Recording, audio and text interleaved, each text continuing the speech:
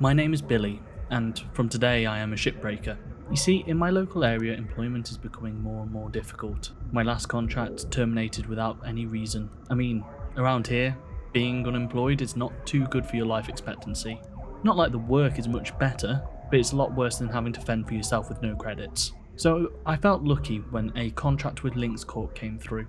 I signed it and was ready to start right away. I mean, it came with a debt, but I'm sure you can pay off 1 billion credits right away, if I can just get my hands on the ships that they're holding.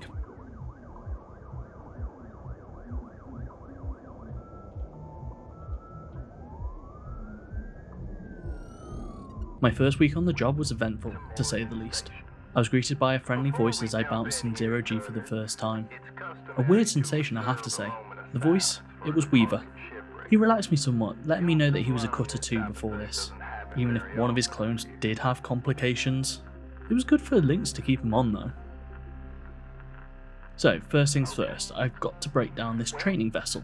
There it stood in front of me, looking like they'd just ripped it out of another ship, cutting it down for slim pickings. My tools, a grapple, able to pull off the looser parts of the ship, as well as a stinger, a high-powered welder. First things first, let's take off the loose antenna from the outside for salvage, which I did, and put it in the processor for processing. I was wrong. I had a feeling Weaver might not be paying his full attention to me.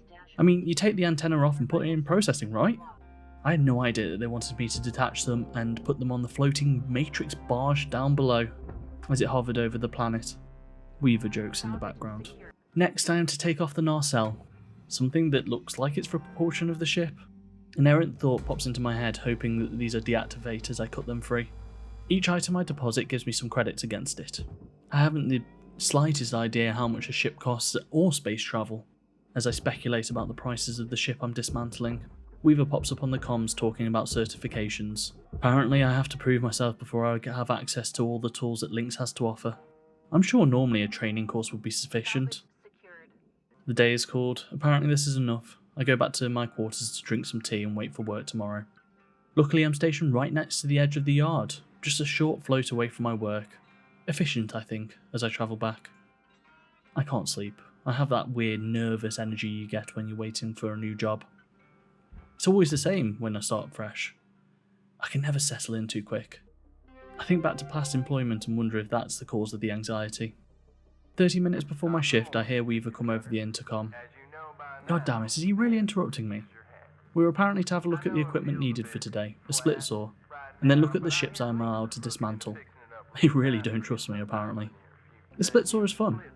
It's this sort of like straight line cutter that goes straight through any of the aluminium on the ships, but weirdly not the nanocarbon exteriors. You can really butcher ships with this.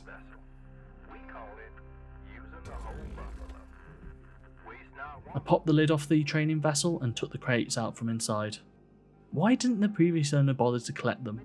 What if it's out of date food? Well, that's Lynx's problem now. I hope it's the food. Talking about the nanocarbon, I'm able to use my scanner to see where the connectors are, so even though I can't cut it, I can actually cut around it and take apart this small training vessel. We are done again for the day. Part of me wonders if I'm not getting the necessary tools to finish the job on purpose. I mean, they are charging me every day for staying at my hab. Tethers are your friend, I repeat after Weaver. He's caught me half asleep, to be honest. A little embarrassing. The tethers operate like my grapple but are stronger, and let me move sections of the ship that are too heavy for my tools.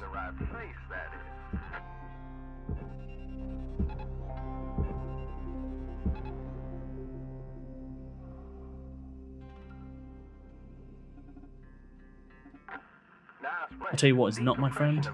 Pressurized cabins. We scan the ship and see that the main body and the bridge of the ship are both still pressurized. I'm warned of the violent decompression that can happen if I open it too quickly. Weaver tells me about a board that will help with decompression. I mean, he's a pro, right? Surely he could at least point me in the right direction.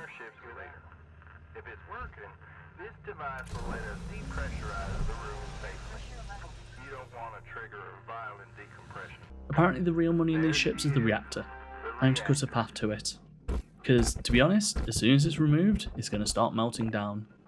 And they don't even know how many ticks each one of these things has in it once it starts. The only way to stop it is to get it safely to the barge. I mean, surely there's got to be a way to decommission these properly. Or are clones just cheaper for links? Or the reactors that are not decommissioned worth more money? Well, I'll tell you what isn't cheaper.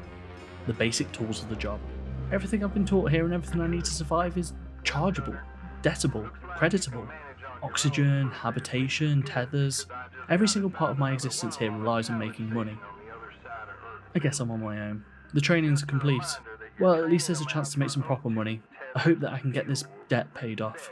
I pick a new ship from the catalogue, an Orca. I think to myself about taking a new approach with this. As I'm absentmindedly cutting away at some of the connecting points on the ship, a hatch blows off. I suppose this is what a violent decompression looks like. It would have been nice to be given a heads up that this hatch led straight to the pressurised cabin. I push my frustrations to one side. This isn't going to pay the bills. I need to start over. Pick a new ship. Fresh start, fresh day. Let's get on with it. I feel a bit out of it. I wasn't able to sleep last night. It's making me feel weird. Well, I feel even more weird, to be honest. You see, my cutting laser slipped, and I died. Is that a normal sentence to write? I'm cloned, of course. Which was charged, of course. So at least I can get back to work and get this debt paid. Needless to say, I've had a really good first 10 hours with this game. Good enough to write this silly little story thing here. I hope it gets across that the game perfectly sets up what it's like to start a new bad job with insufficient training and awful supervision. I'm super there for this sort of thing. It's only in interactivity that you can sort of prove these ideas out. And to be honest, once you start to actually learn on the job, it does manage to be relaxing and rewarding as trained labour can be, even if the circumstances are awful. As the game's in early access, I genuinely hope that it does not become too tutorialised as development goes on. I think it's actually perfect that the game feels like you're on a new job trying to figure out how it works without any guidance. It fits the setting perfectly. Anyway, this is going to be all for today. Like the video if you enjoyed this weird little thing. Comment if you have any thoughts and subscribe if you want some more. Thank you and goodbye.